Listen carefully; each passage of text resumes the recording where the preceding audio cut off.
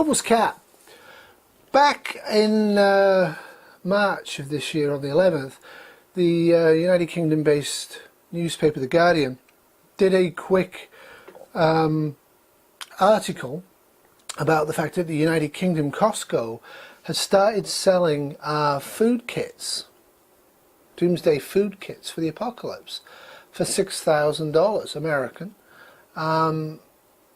£4,330 British. Fascinating stuff. You can feed a family of 4 if you buy this freeze-dried stuff. It's pretty gonna cost you a lot more money to do this than buy your own stuff. But they made a little article on it and talked about what people do and all that. And I'll put the link in. It's a pretty brief article. It's got slightly good things.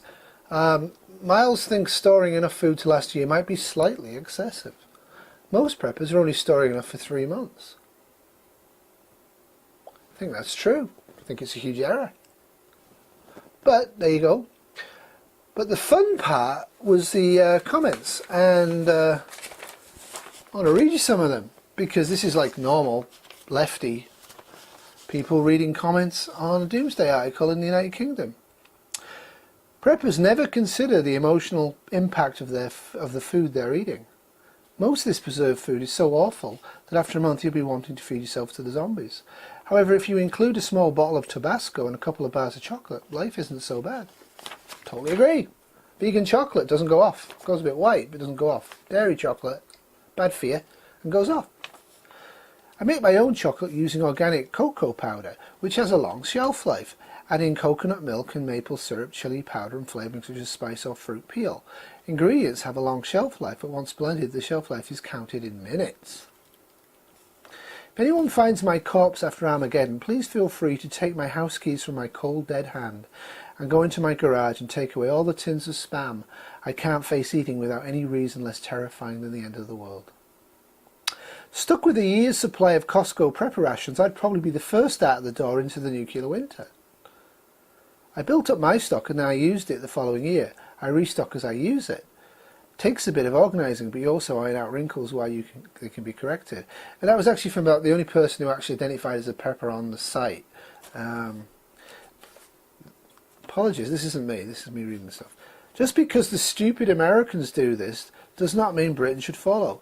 It's all easy money for the companies preying on the idiotic anxiety and fear of the stupids.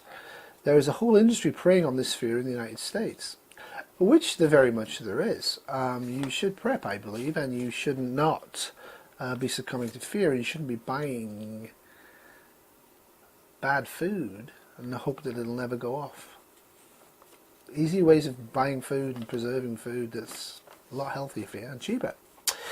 It's not a bad idea to have some supplies. Even in the absence of a catastrophe, there are easily foreseeable circumstances where a few weeks' supplies will be vital.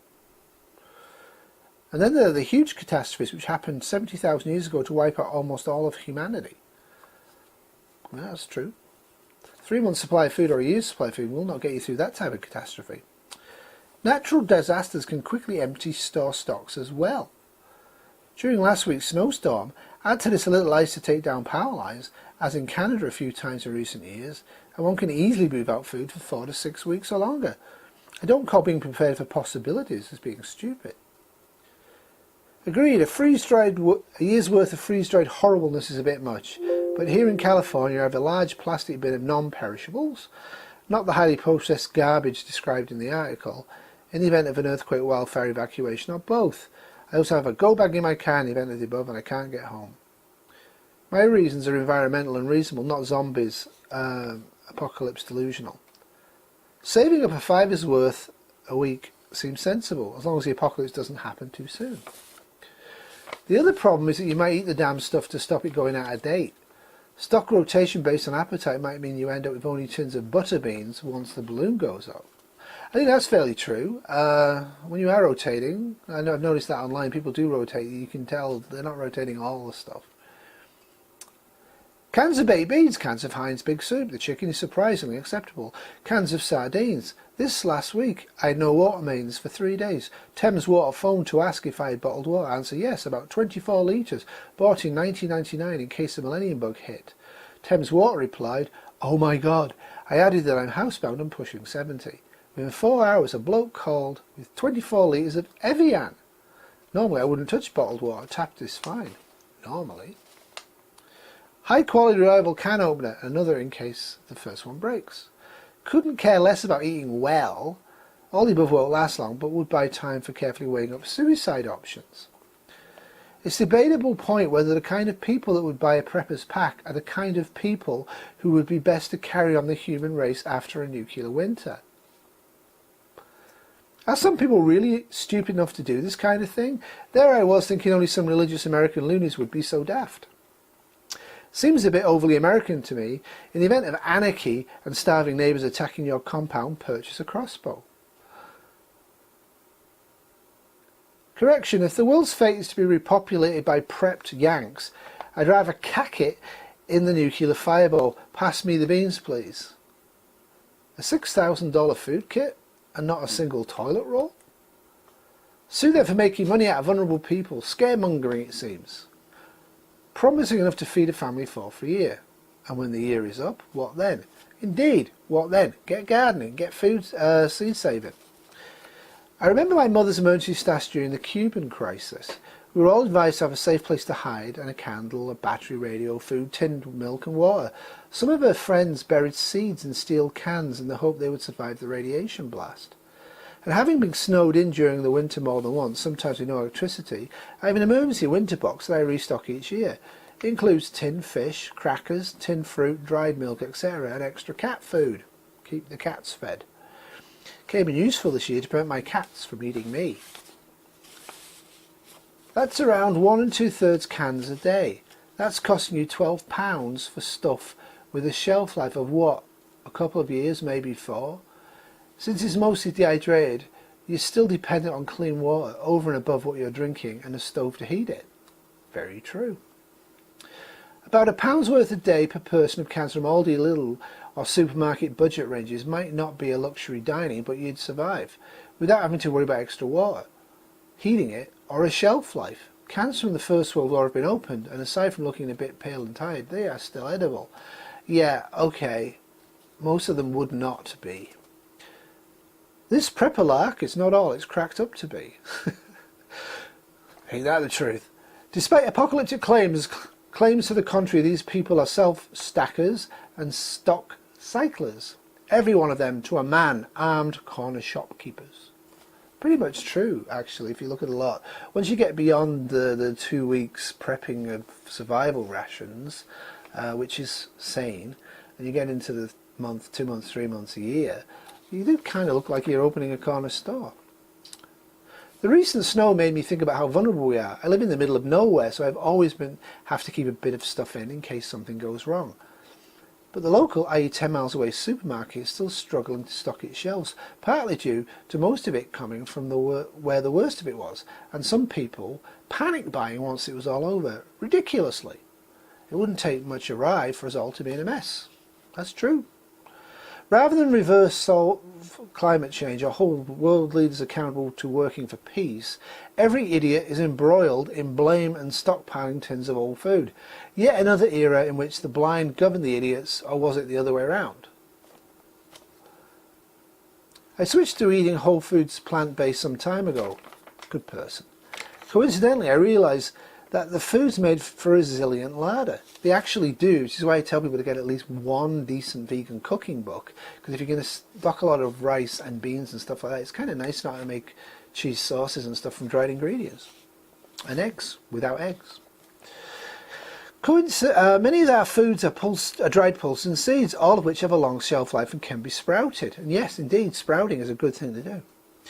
We generally reduce the need to refrigerate and putting any leftovers in the fridge. We need water and energy source for longer term independence. The pressure cooker is a bonus, and yeah, I'm looking at a manual pressure cooker. I think that's kind of a good thing to get. It's also a good sailor's diet. Ahoy! Voyaging on a Budget by Annie Hill was a powerful insight into the powers of animal product free eating. She sailed the world for years on a self-built boat. And you gotta love us vegans, we're always pushing it. Spam is the only answer. Lived off the stuff for nearly a week. Not bad for a day or two. Tell you what though, bungs you up pretty good, so keep a bottle of Dukalax handy. Yeah, if you can live off freeze-dried food, you are going to get very constipated. During the cold spell in Scotland a couple of weeks ago, the Co-op supermarket ran out of bread, milk, cakes and frozen ready meals. It's alarming how quickly people panic buy because of a bit of snow. If there was a trade war or an epidemic, or Putin tried to another land grab in the Russian-speaking Baltic states and NATO decided to stop him, I imagine people would panic buy again. Yeah, I do as well. I think that's reasonable. Maybe I should stockpile some tomato soup and flour, start making sourdough bread and collecting rainwater. Maybe. Now, if what you're envisioning happens and you haven't already done that, you're SOL. I don't think even Trump would use nuclear weapons in a Baltic war, as he has plenty of extremely destructive non-nuclear squibs, as the world saw used in the Syrian bloodbath. Indeed, and so does Russia, and so does China. I suppose I could start keeping some rabbits and chickens and dig up the lawn to plant potatoes. Indeed, you could. But what are you going to feed your rabbits and chickens, and how are you going to stop your neighbours eating them? And how are you going to grow enough potatoes and store those potatoes and stop everybody in the neighbourhood eating them? I love this one. Preppers are just nutters. They need to get a life. Why do preppers want to keep it secret they are preppers? Is it because they really don't believe they're right? Or because they don't want people copying them and hence surviving alongside them? I think it's the latter. They just don't want to survive. They want to be the only people to survive. This is dangerous because it means that they almost want some apocalyptic event and therefore more inclined to vote for that sort of person who could bring it on. Were preppers more likely to vote for Trump than non-preppers? There you have it, folks. President Trump, preppers caused him. For those who think prepping is all rubbish, in 2011 when the cyclone Yasi hit Townsville, the power went off. As a result, there was no water, no fuel, no supermarkets. Looting started the same day. I believe this is Australia. The police and military were on the street the next day. This was only a minor event, and the mob turned into animals. This was also in Australia, where people are toughing it out and where the natives call themselves resilient and prepared. It's a thin line between civilization and anarchy, folks. A year's worth is perhaps overkill. However, there are a lot of people being outright dismissive. They must have missed how quickly the shops emptied after a few days of snow. It's easy to poke fun at food hoarders until you find yourself undergoing real hunger. I learned my lesson a few years ago. Now, the first thing I do when moving to start a new job is to buy a suitcase full of rice, pasta, legumes, tinned tomatoes, etc., along with a box of tea bags, a large packet of soap and a dozen toilet rolls. Well, there you go. I hope you enjoyed those comments. I would check out the article. There's a lot more comments than I used. And what do you think? Is the whole concept of going to Costco's to buy $6,000 American or $8,500, $9,000 worth Canadian freeze-dried food for a family of 4 for a year, is that concept flawed, or does it make sense? I can see if you've got money to spend, I still wouldn't do it. I do have some freeze-dried food for bugging out and for camping. It's great products for that. I don't really plan to live off freeze-dried food in the apocalypse. I plan to use tin food, rice and peas, and do some sprouting. What are you planning to do? How much food do you have? Do you have enough? What will happen, in my opinion, is that climate change will cause more and more instability. And that's human-caused climate change, because it's really obvious that humans are causing climate change. And as that starts to happen, the price of staple foods and the availability of staple foods will start to decrease, and it will decrease quite quickly. I find that usually what will happen is that we'll have like a year of drought and prices will go up and everybody will be going on about it. If we go into drought the second year, that's when it's going to really be problematic. So if you do want to have a store of food together, I recommend you get tin food you use now and rotate it. I recommend you get dried foods that won't ever go off, like white rice and pulses and lentils and quinoa and chia seeds. 5, 10 years, 20 years, if you store them right, they'll never go off. Get stuff like that. Have the sauces, have the spices in abundance to make the foods different and interesting. Dried chickpeas, that's like awesome foods you can get. Do some gardening, do some seed saving, figure out how to can, figure out how to dehydrate food with or without electricity. All those stuff, if you can figure them out now, you don't have to spend much time and effort or money on it. And if something does go wrong, you'll have an ample store of food. And hopefully you can feed some of your neighbours and feed some of your family, as well as feeding yourself. Because prepping should not be a selfish quest to be the only survivor or only your family survives in the neighbourhood. You will need other people, and if you can actually prep to help them in a cheap and reasonable way, I think you should go for it. Anyway, hope you enjoyed that. As ever, The Guardian is kind of entertaining. Some of it articles you will hate if you are right wing, but a lot of the stuff's kind of interesting, and the environmental stuff is fairly accurate. So that's all from Huples Cat.